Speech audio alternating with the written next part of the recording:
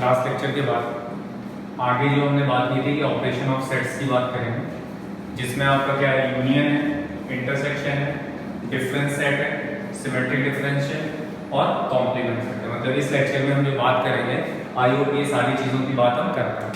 तो सबसे पहला काम क्या होगा, हम सबसे पहले देखेंगे कि जो हमारा टॉपिक है उसमें हम देखेंगे यूनियन। यूनियन किसका होगा? Union of two sets. Okay, दो सेट्स का हमें क्या करना है, यूनियन लेना है। तो डेफिनेशन के नाम पे अगर देखा जाए तो लिखा मैंने, if two sets capital A and capital B, ठीक है, इतना, it is denoted as A union B. इसको ये जो सिंबल है बेटा ये अलग है और यूनिवर्सल का अलग है। यूनिवर्सल ऐसा होता था, ये वाला जो पार्ट है इसको यूनियन बोलते हैं और ये जो होता है उसको बोलते हैं यूनिवर्सल। अब क्या मतलब है ए यूनियन बी का? ए यूनियन बी का मतलब है कि ए और बी दोनों के एलिमेंट्स हमें लेने हैं बट रिपीटिंग नहीं होना चाहिए, ठीक है। तो उसकी बात अभी करते हैं वेन डायग्राम से। पहले देख लो ए यूनियन बी को हम क्या लिखते हैं। ए यूनियन बी को लिखते हैं x such that x belongs to a और x belongs to, और का मतलब होता है यूनियन को हम और बोलते हैं। जब भी यूनियन आएगा उसको और बोलते हैं। क्या बोलते हैं? जब भी यूनियन आएगा उसको क्या बोलते हैं? और। ये ध्यान रखना है, x such that x belongs to a और x belongs to b। अब सिंपल अगर मैं इसके एक एग्जांपल की बात करूं तो आई होप उससे आपको क्लियर हो जाएगी चीजें। अगर मैं कोई भी एक सेट लेता हूं a, वो 1 2 3 4 5 है, और एक बी सेट में लेता हूं 3 5 7 8 9 और 10, बराबर। अब मुद्दा ये है कि अगर मैं सपोज करो इसका वेन डायग्राम बनाता हूं तो वो कैसे बनेगा यार? ये आपका क्या है, यूनिवर्सल ले लिया, ये आपके दो एलिमेंट हो गए। रीजन ये है हमने क्योंकि इसके अंदर एक टर्म मुझे कॉमन दिख रहा है तो कॉमन वाला यहां फिट कर दिया, ठीक। अब ए के अंदर जितने भी एलिमेंट है वो लिख दो 1 2 4 और 5। इधर जाके यहाँ पे क्या आएगा 5 7 8 9 और 10, ठीक।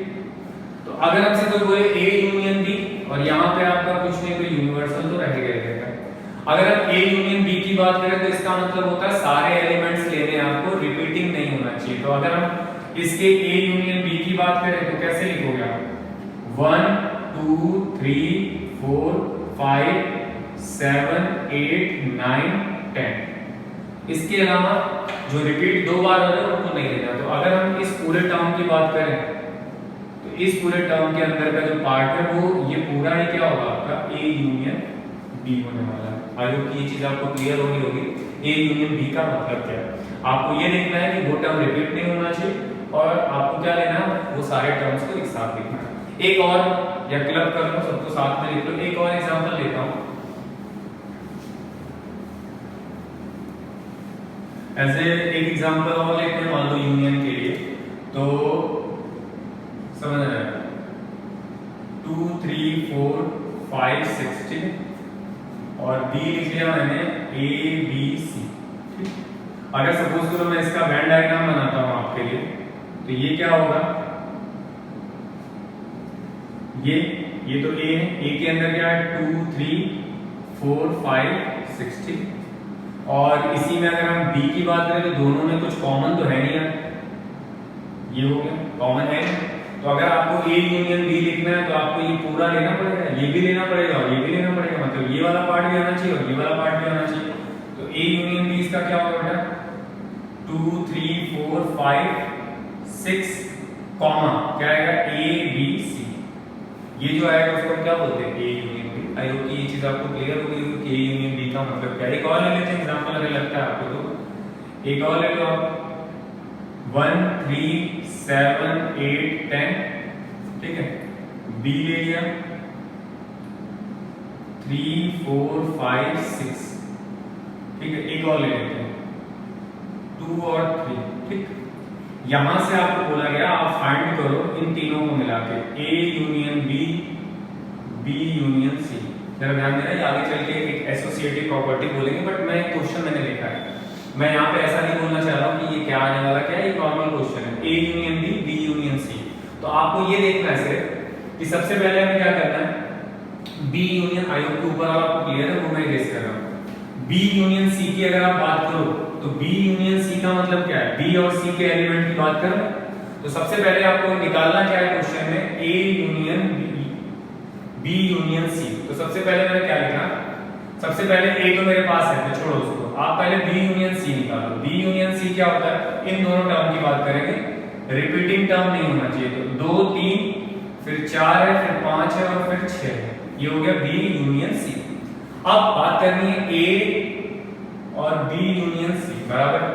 तो ए के एलिमेंट क्या है, ए के एलिमेंट है 1 3 7 8 और 10 यूनियन बी यूनियन सी की वैल्यू क्या है 2 3 4 5 6, ठीक है। अब इन दोनों का अगर यूनियन करना है तो आपको ये ध्यान रखना है रिपीटिंग टर्म हमें नहीं लिखने हैं दो बार, एक ही बार लिखना है जो भी है 7 8 और 10। चेक कर लीजिएगा आई कोई टर्म छूटे ना और वो सारे टर्म आ जाए। तो सबसे पहले आपने क्या निकाला, जो भी आपको टर्म दिए पहले आपने बी यूनियन सी निकाला।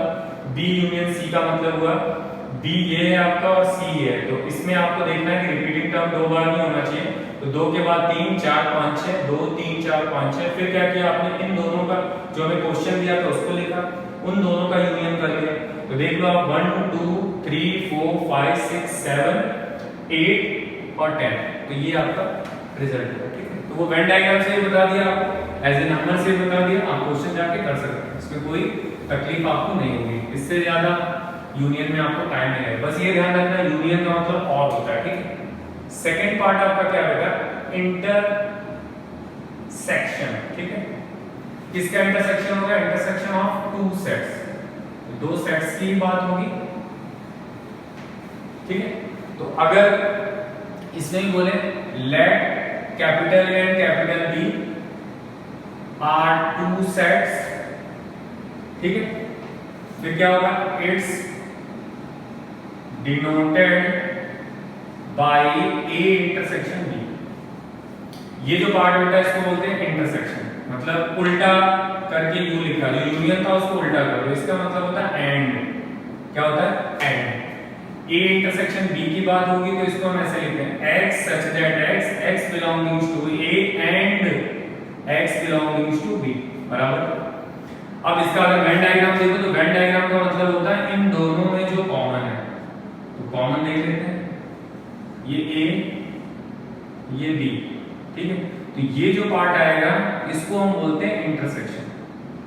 क्या बोलते हैं, इंटरसेक्शन, बराबर। जो दोनों में कॉमन हो, सेट A के अंदर भी हो और सेट B के अंदर हो, तो ये जो पार्ट आएगा उसको हम क्या बोलते हैं बेटा, इंटरसेक्शन बोलते हैं। आई होप कि ये चीज आपको क्लियर हो गई है इंटरसेक्शन का मतलब क्या है।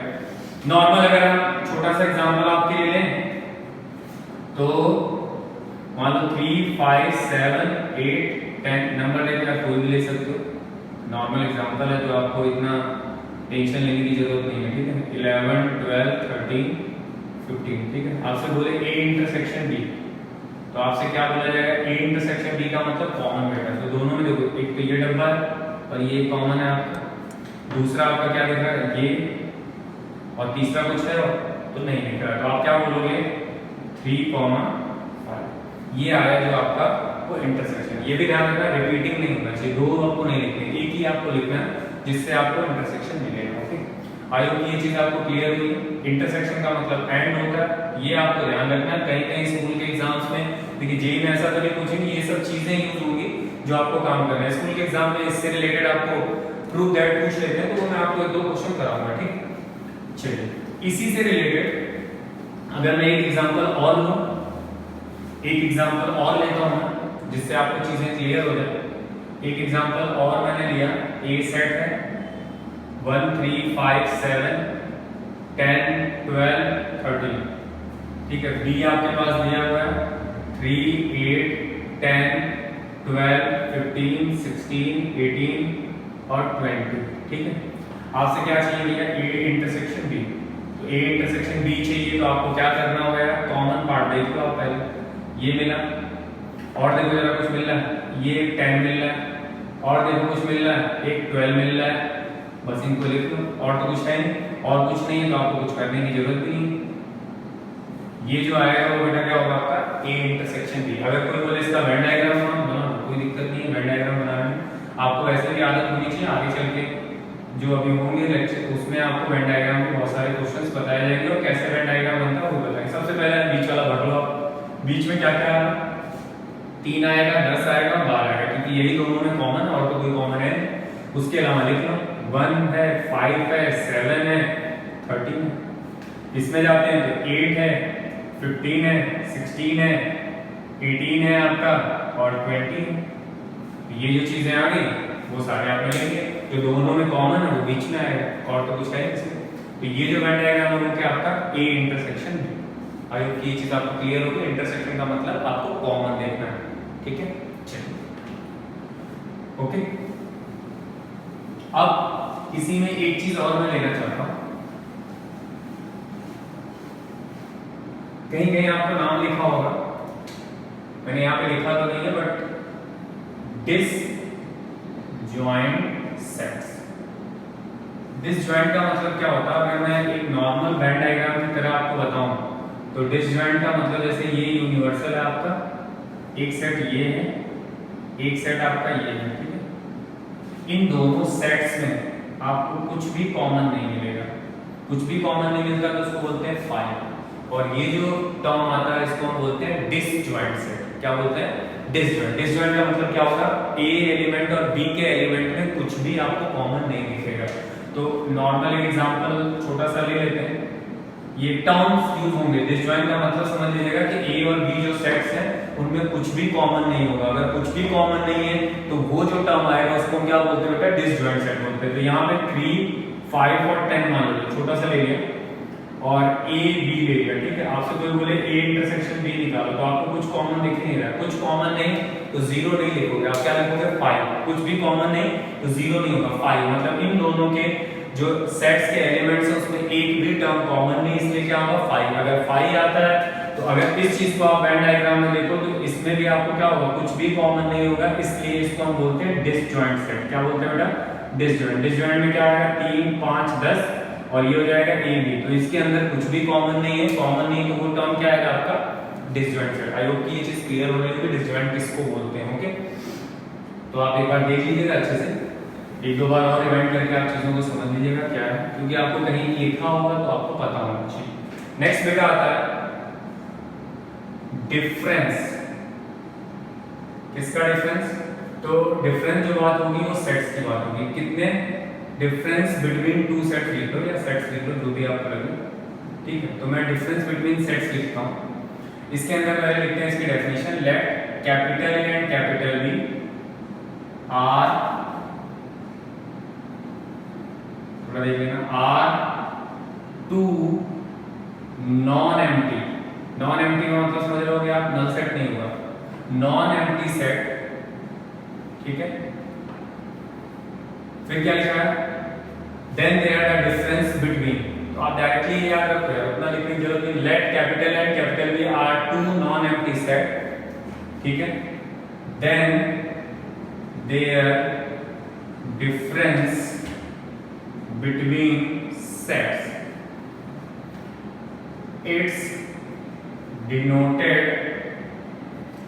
it's denoted by a minus b और b minus c। ये होता है डिफरेंस ऑफ सेट का, ठीक है। तो अगर हम a minus b की बात करें तो पहले इसको एज ए फॉर्म लिखो आप। इसका मतलब होता है कि जो x सच दैट है, x का एलिमेंट a में बिलोंग करेगा, तो किस में बिलोंग नहीं करेगा, तो आप बोलोगे नॉट बिलोंगिंग टू बी। अगर a माइनस बी की आप बात करो, देख लो ना यार, a के एलिमेंट से a के एलिमेंट में से b को निकाल दो, तो a के एलिमेंट में से b को निकाल दोगे तो क्या बचेगा, आपके a वाले ही एलिमेंट तो बचेंगे। तो इसमें क्या बोला गया है, a माइनस बी अगर आपको करना है तो b वाले टर्म नहीं होने चाहिए, ठीक है। यहाँ पे अगर जाए b माइनस a का मतलब क्या होगा यार, x such that x belongs to b और x not belongs to a। ये थोड़ा सा आपको ध्यान रखना है। अगर सपोज करो कोई बोले a माइनस b का वेन डायग्राम बना लो, तो वेन डायग्राम बना लेते हैं फटाक से अपने को। तो ये a है, ये b है, ठीक है। तो आप क्या करोगे, a माइनस b बनाना है तो आप बोलोगे यार ये वाला पार्ट जो आएगा वो क्या होगा आपका, a माइनस b होगा। a माइनस बी को लिखने का एक और तरीका होता है, a minus A intersection B. सोच के देखना, अभी एक क्वेश्चन आपको कराऊंगा इससे रिलेटेड। यहां पे आओगे, अगर कोई बोले b माइनस है, तो आपको अगर वेन डायग्राम आपने बनाया तो ये a है और ये b है, तो b माइनस ए में क्या होगा, b में से ये वाले पार्ट को निकाल दो, तो b माइनस ए का मतलब होगा, थोड़ा सा इधर लिखता हूं, b माइनस ए का मतलब हुआ ये जो टर्म है b minus A intersection b।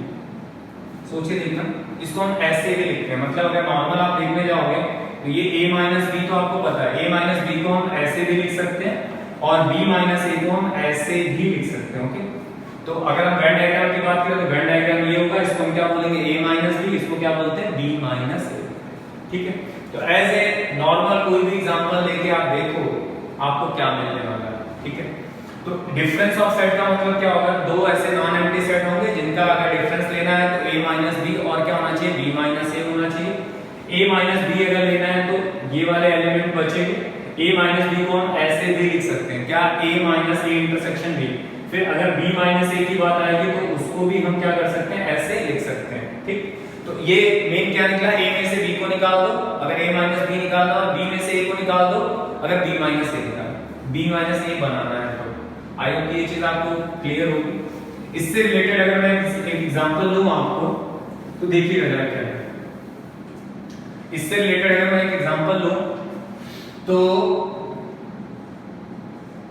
अगर मुझे a दिया है 3, 5, 6, 8 और 10, ठीक है, और b आपको दे रखा है बेटा 3, 4, 6, 8, 12, 15, ठीक है, ऐसे ही लिया। ठीक है, आपसे बोलता है find a minus b, b minus a. ठीक, तो आप सपोज करो a माइनस बी का मतलब क्या होगा, आपको a में से b को निकालना है, तो ठीक है निकाल लेते हैं। a में से b को निकालना है, तो a में b क्या है, मतलब a के एलिमेंट में b कौन कौन से हैं वो निकाल दो। तो ये 3 है, ये भी 3 है, इनको निकालना पड़ेगा आपको। फिर ये 4 है, तो यहाँ 4 नहीं है। फिर ये क्या है आपका 6 है, वो भी आपको निकालना पड़ेगा। ये 8 है, वो भी आपको निकालना पड़ेगा। तो क्या बोला जाएगा, ये वाला पार्ट और ये वाला पार्ट हट जाएगा, ये वाला पार्ट और ये वाला पार्ट हट जाएगा, ये वाला पार्ट और ये वाला पार्ट हट जाएगा। तो जो बचेगा वो क्या बचेगा, वो बचेगा 5 और 10, ये हो जाएगा a minus B. a minus B का मतलब हुआ a में से b के एलिमेंट्स को निकाल दो। अगर कोई बोले यार कुछ भी नहीं है, ठीक है, कुछ भी नहीं है, तो आपका वही टर्म बन जाएगा। तो देख लेते हैं उसको भी एक काम करके। अगर इसमें मान लो तुम बोलते b माइनस ए बताओ, तो b माइनस ए का मतलब क्या हो गया, b में से a के एलिमेंट्स को निकाल दो। तो b में से देखो कौन कौन से एलिमेंट है, तो ये तो आपको सेम ही दिख रहा है, ये वाला भी हटेगा, ये वाला भी हटेगा, ये वाला भी हटेगा, इसमें से ये वाला भी हटेगा, ये टर्म भी हटेगा और ये टर्म भी हटेगा। तो अब क्या बच गया, b वाले जो बचे वो लिख दो आप, ये हो गया। ठीक है, वैसे मैंने क्या किया था, एक चीज और लिखी थी आपके लिए कि a minus A intersection b भी आपको बोला था इसी के इक्वल, तो चेक करके देख लेते हैं। अगर मैं a इंटरसेक्शन b की बात करूं तो a इंटरसेक्शन b क्या होगा बेटा, a में से b को आपको कॉमन पार्ट लेने, तो पहले मैं सबसे पहले a वाले एलिमेंट लिख देता हूं।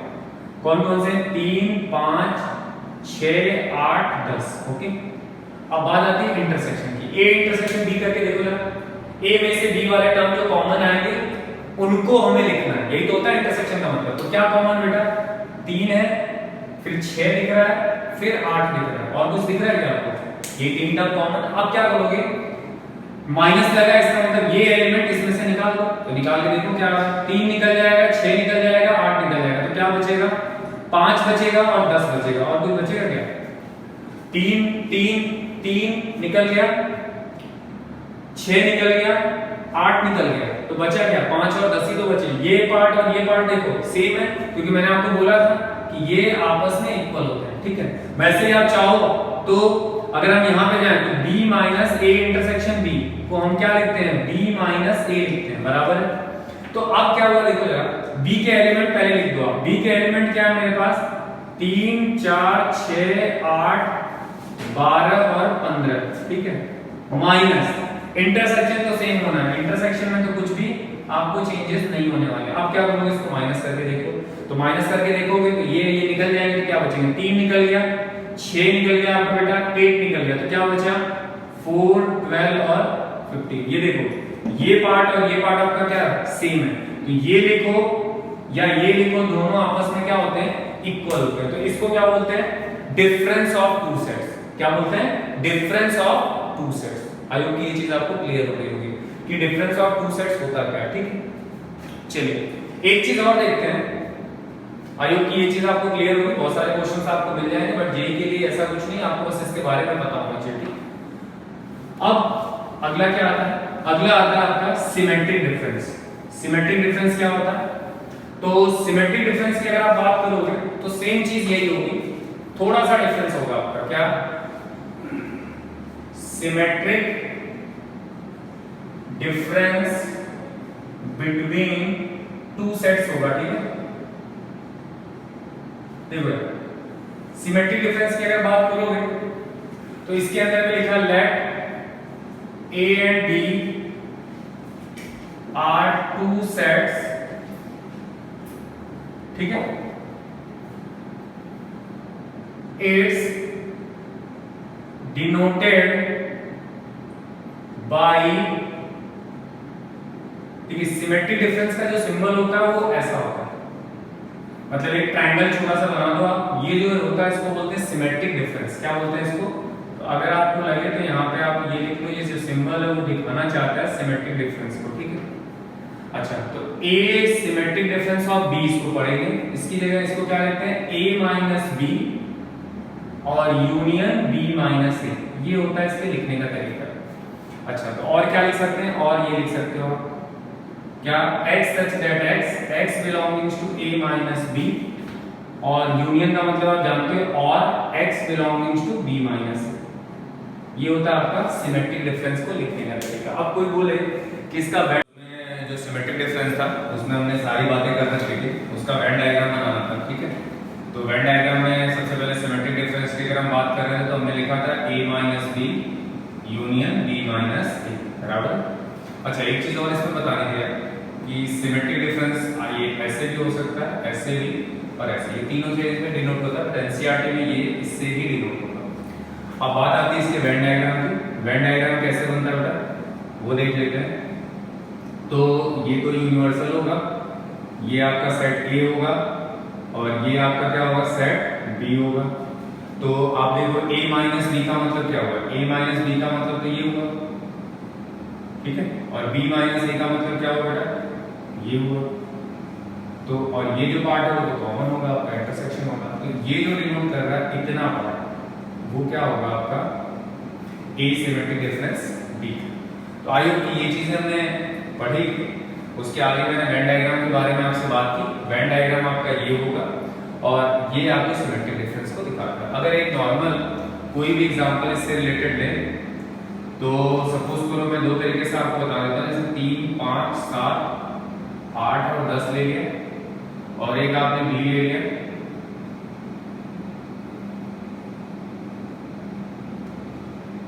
9 और 10, 11। ठीक है, अगर मुझे A सिमेट्रिक डिफरेंस B निकालना है तो एक तरीका तो ये हो गया कि जो दोनों में कॉमन है उसको हटा दो। ठीक है, या फिर नॉर्मल ये देखो कि जो मैंने ऊपर बताया था उसको देख लो। क्या लिखा है A minus B B minus A। पहले ये चेक कर लेते हैं, आई होप कि ये आपको ज्यादा समझ में आएगा। A माइनस B का मतलब क्या होगा, हमने बोला था A में से B के एलिमेंट को निकाल दो, तो 3 निकल गया, 7 निकल गया, 10 निकल गया, तो क्या बचेगा बेटा वो देखो कौन कौन से निकल गया।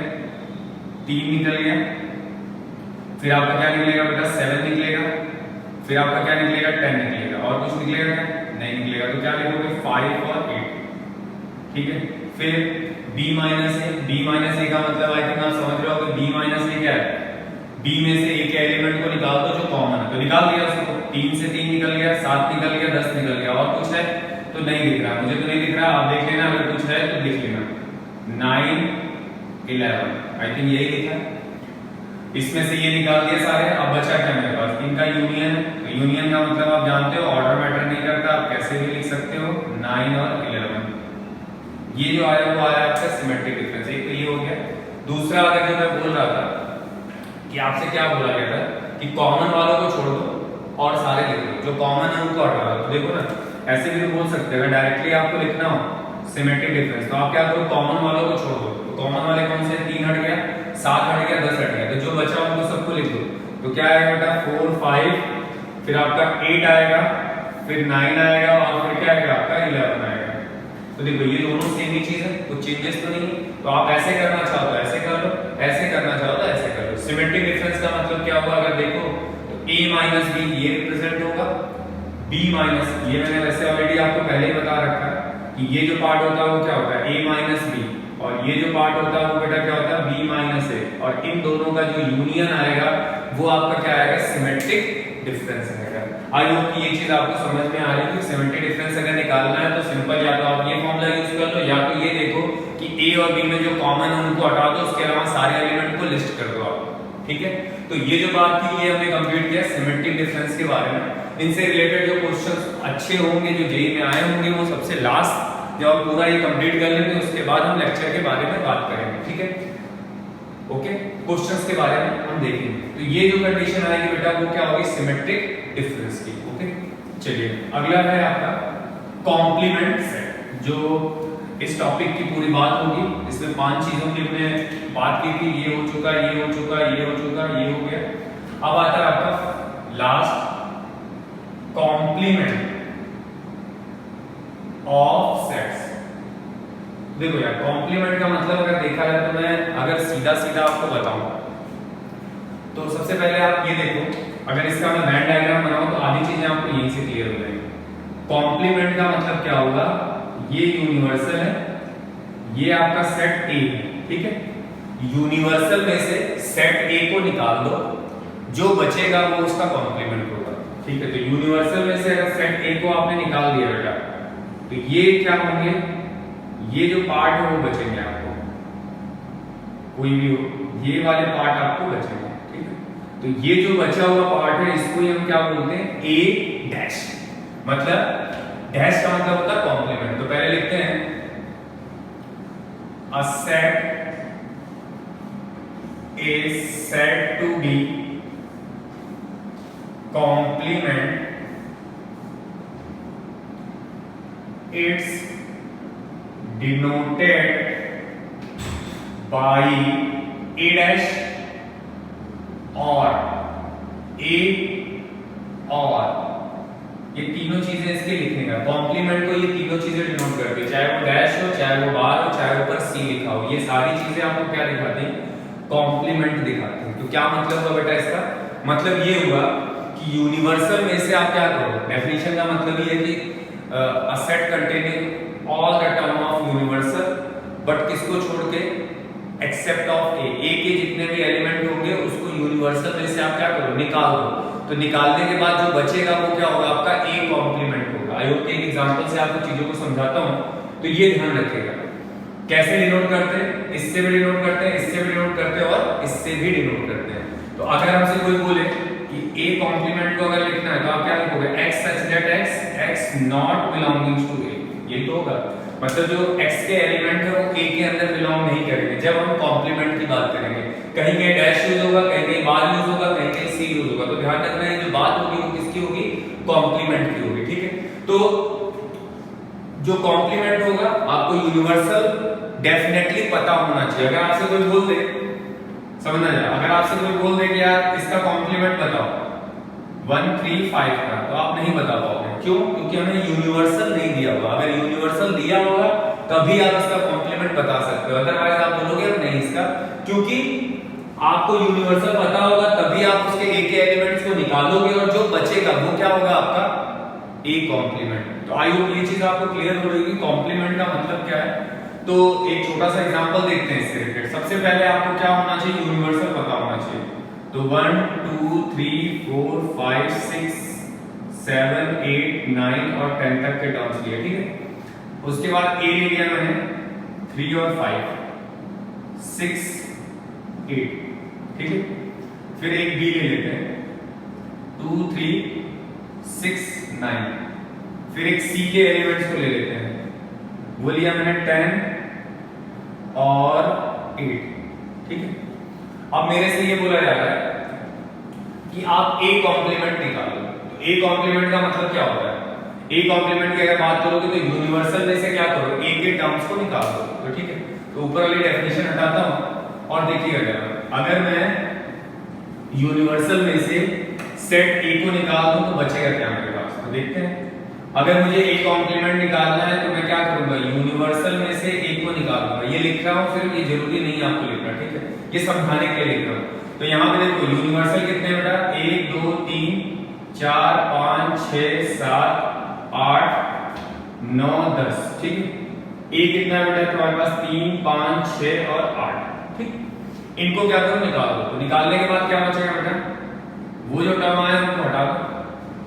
तो आगे जाके देखो क्या, ये 3 और ये 3 हटेगा, फिर ये 5 और ये 5 हटेगा, फिर ये 6 है बेटा, ये 6 हटेगा, उसके बाद ये 8 है और ये 8 हटेगा। तो बचा हुआ पार्ट आप लिख लो, क्या लिखोगे, 1 2 4 7 9 10। ये जो आया उसको हम बोलते हैं ए कॉम्प्लीमेंट, ओके।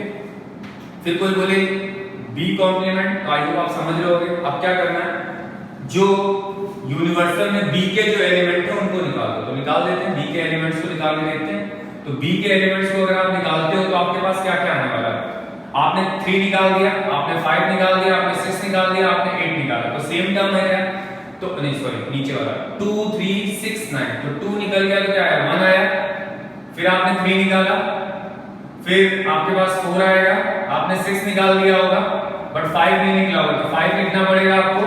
फिर देखो क्या है, 6 निकल गया तो 7 बचा होगा, 8 एज यूजुअल बचा होगा, 9 आपने निकाल दिया तो आपके पास 10 बचा होगा। तो आपको क्या करना है, अगर आपको बी कॉम्प्लीमेंट निकालना है तो आपको क्या करना होगा, यूनिवर्सल में से ये बी वाले एलिमेंट्स को आप निकाल दो। तो आपने सबसे पहले 2 निकाला तो 1 बचा, 1 लिखा, फिर 3 निकाला तो 4 बचा होगा, फिर 5 नहीं निकला तो 5 लिखा गया, फिर 6 निकल जाएगा, फिर आपका क्या बचेगा, 7 बचेगा, 8 बचेगा, 9 निकल गया, 10 बचा। अगर इसी तरह से आपको बोला जाए सी कॉम्प्लीमेंट, तो यूनिवर्सल में से सी के एलिमेंट्स को निकाल दो। तो सी में क्या आ रहा है, 2 एलिमेंट आ रहा है, 9 8 और 10, तो क्या आएगा 1 2 3 4 5 6 7 8 निकल गया, ठीक है, 9 रहेगा और 10 भी निकल गया। तो ये जो आया वो आपका A complement, B complement, C complement, ठीक है। एक चीज और है, एज ए एग्जांपल इसको हम देख सकते हैं या एज ए प्रॉपर्टी हम इसको देख सकते हैं। किसी कॉम्प्लीमेंट का अगर कोई बोले ए कॉम्प्लीमेंट का फिर से क्या निकालो, कॉम्प्लीमेंट निकालो, तो समझना ये जो होगा इसको यूनिवर्सल में से फिर से आपको निकालना पड़ेगा।